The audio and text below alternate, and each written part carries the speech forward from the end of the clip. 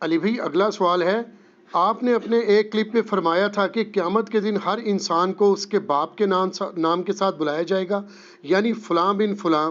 مجھے یہ پوچھنا تھا کہ اگر واقعی یہ یونیورسل ٹروتھ ہے تو سیدنا عیسیٰ علیہ السلام کو کس ولدیت کے ساتھ بلایا جائے گا؟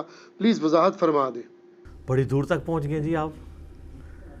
دیکھیں قرآن و سنت میں جتنے بھی احکامات آتے ہیں نا وہ جنرل ہوتے ہیں، ایکسیپشنز آر آلویز دیئر۔ شکر حضرت عیسیٰ کا پوچھ لیا، ان کی تو میں ماں کا نام بتا سکتا ہوں، آدم علیہ السلام کا ذکر کرتے تو میرے پلے کچھ بھی نہیں سی بتانے کے لیے۔ تو ان کے علاوہ کی بات ہو رہی ہے نا، ان کے سوا کی بات ہو رہی ہے۔ بخاری اور مسلم دونوں میں حدیث ہے کہ قیامت والے دن ہر جو خائن شخص ہے اس کے لیے میدان محشر میں ایک جھنڈا بلند کیا جائے گا، عہد شکن اور خائن حکمران کے لیے، تاکہ ڈومیننٹ ہو جائے کہ یہ مجرم تھا دنیا میں، اور کہا جائے گا یہ فلاں بن فلاں کا جھنڈا ہے۔ ہمارے کئی ایک لیڈرز کے جھنڈے وہاں پہ گڑے ہوئے ہوں گے، فلاں بن فلاں، یہ فلاں بن فلاں، یعنی یہ اس کو کوئی پرائیڈ آف پرفارمنس نہیں دیا جا رہا ہوگا، بلکہ بتایا جائے گا کہ یہ خائن تھا اور یہ عہد شکن تھا، اس نے خیانت کی اللہ تعالیٰ کی امانت کے اندر جو اللہ نے اس کو حکمران بنایا تھا۔ تو اس حدیث کے اوپر امام بخاری نے نا ایک باب باندھا ہے کہ قیامت والے دن لوگوں کو ان کے باپ کے نام کے ساتھ بلایا جائے گا۔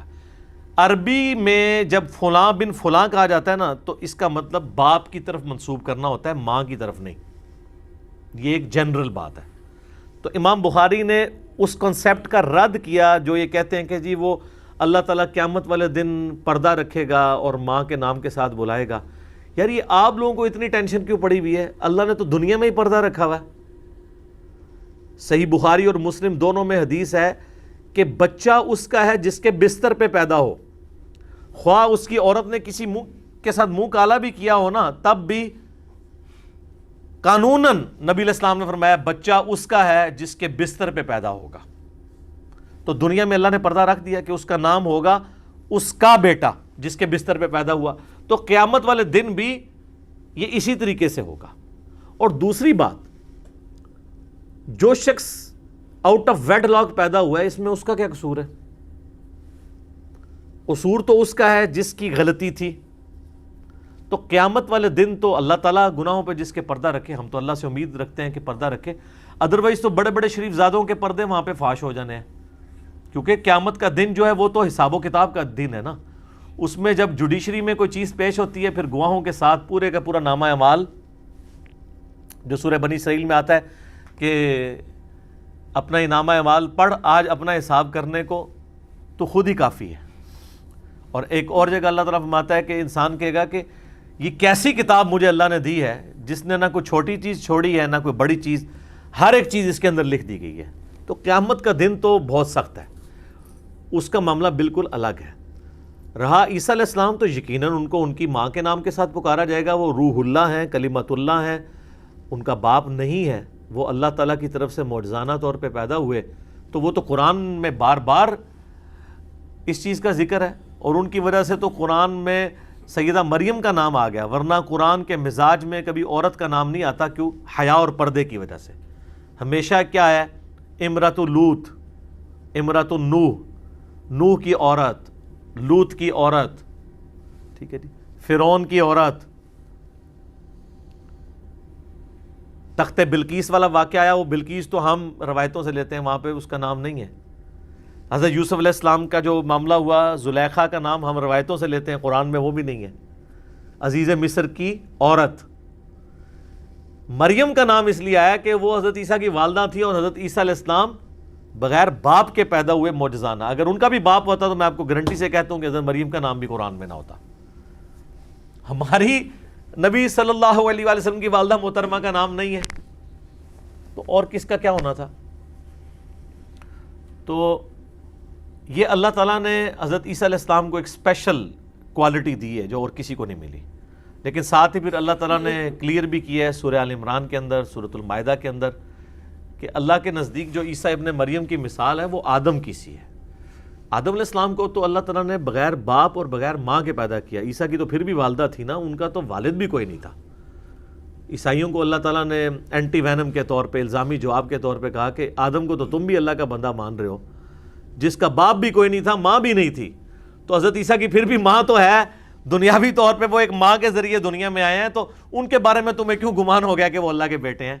اگر یہ گمان کسی کے بارے میں لگنا چاہیے تھا تو آدم علیہ السلام پہ لگتا، وہاں تو وہ بھی مان رہے ہو کہ تم اللہ کا بندہ ہے، تو یہ بھی اللہ کے بندے ہیں۔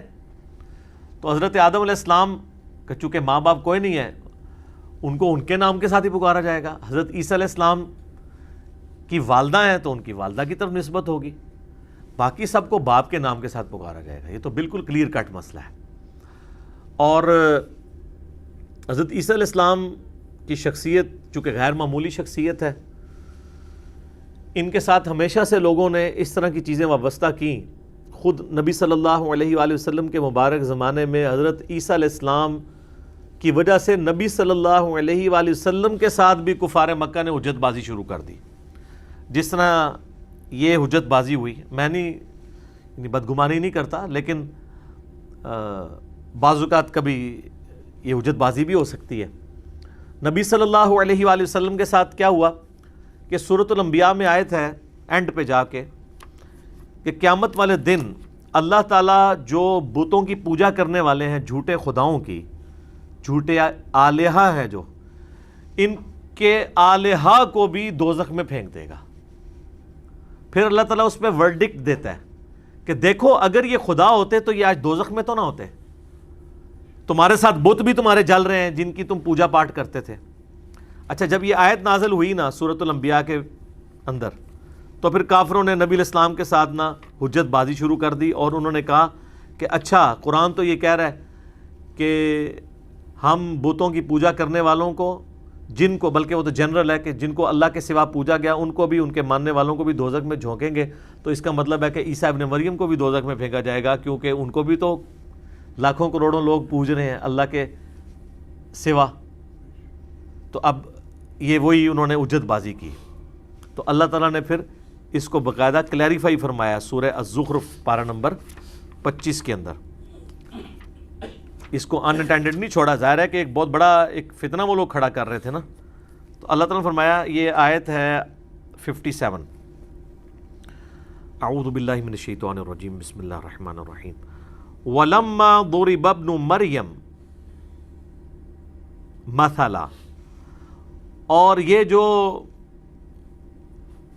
عیسیٰ ابن مریم کی مثال بیان کی جاتی ہے، اذا قومک منہ یصدون، تو اے نبی علیہ السلام آپ کی قوم اس میں بھی جھگڑا کرنا شروع کر دیتی ہے۔ وقالو، اور یہ کہتے ہیں، آلہتنا خیر ام ہوا، کیا ہمارے آلہہ بہتر ہیں یا عیسیٰ ابن مریم؟ ما ضربوہ لک الا جدلا، یہ آپ سے مثال نہیں بیان کرتے مگر جھگڑا کرنے کے لیے۔ بل ہم قوم خصمون، بلکہ یہ تو ہے ہی جھگڑالو قوم ہے۔ یعنی کفار مکہ کہتے تھے اچھا تمہارے نزدیک حضرت عیسیٰ زیادہ بہتر ہے یا ہمارے بت؟ تو ظاہر مسلمان کیا کہیں گے؟ حضرت عیسیٰ بہتر ہے۔ تو وہ پھر اگلی پھکی کے طور پہ، الزامی جواب کے طور پہ کہتے تھے کہ اگر ہمارے بت دوزخ میں جل رہے ہیں تو یہ چھوٹا مسئلہ ہے تمہارے لیے، تمہارے لیے تو بڑا مسئلہ ہے کہ تمہارا عیسیٰ بھی دوزخ میں جلے گا، کیونکہ اس کو بھی تو خدا کے سوا پوجا جا رہا ہے۔ تو اللہ نے فرمایا یہ جھگڑے کے لیے کر رہے ہیں۔ دیکھا کیسا شیطانی دماغ جانتا ہے۔ ان ہوا الا عبد انعمنا علیہ، وہ تو نہیں تھے مگر ہمارے ایک بندے جن پر ہم نے انعام کیا تھا۔ وجعلناہ مثلا لبنی اسرائیل، اور ان کو ہم نے بنی اسرائیل کے لیے ایک مثالی پرسنالٹی بنایا تھا۔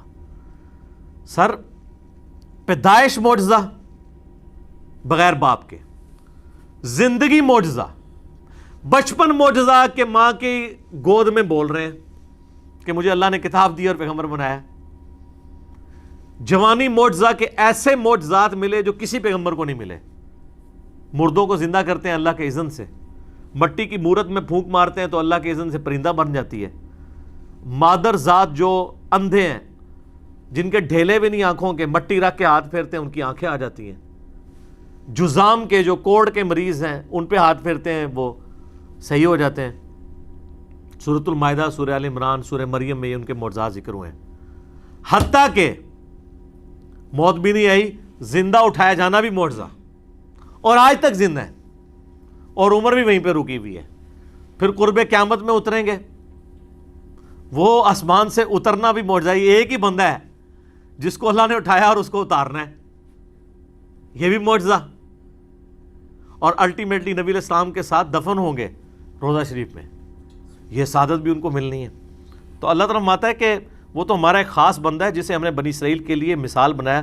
وَلَوْ نَشَاءُ لَجَعَلْنَا مِنْكُمْ مَلَائِكَةً فِي الْأَرْضِ يَخْلُفُونَ, اگر ہم چاہتے تو ہم فرشتوں کو زمین میں تمہارا خلیفہ بنا سکتے تھے.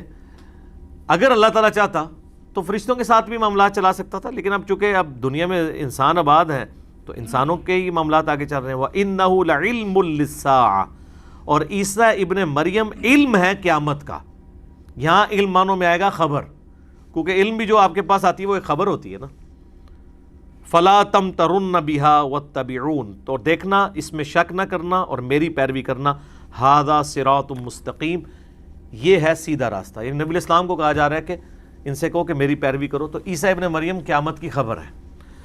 تو عیسیٰ ابن مریم کو ان کی والدہ کے نام کے ساتھ پکارا جائے گا, باقی لوگوں کو ان کے باپ کے نام کے ساتھ. رہی یہ ٹینشن کہ جو آؤٹ آف ویڈ لاک جو پیدا ہوئے ہیں تو وہ دنیا میں جس باپ کی طرف منسوب تھے, یعنی جس کے بستر پہ پیدا ہوئے تھے, قیامت والا دن اسی کے نام سے پکارا جائے گا. یہ نہیں کہا جائے گا کہ یہ تو چونکہ اللہ تعالیٰ نے تو اپنے شریعت کے حوالے سے اس کو اسی طریقے سے اسٹیبلش کیا ہوا ہے. تو اس میں اس بندے کو ٹینشن لینے کی ضرورت نہیں ہے, اور عیسیٰ علیہ السلام کی ٹینشن آپ کو کیا لینے کی ضرورت ہے. آپ اپنی ٹینشن کریں کہ آخرت میں ہمارے ساتھ کیا معاملہ ہونا ہے. اللہ تعالیٰ عافیت والا معاملہ فرمائے. آمین ثم آمین. ٹھیک ہو گیا جی.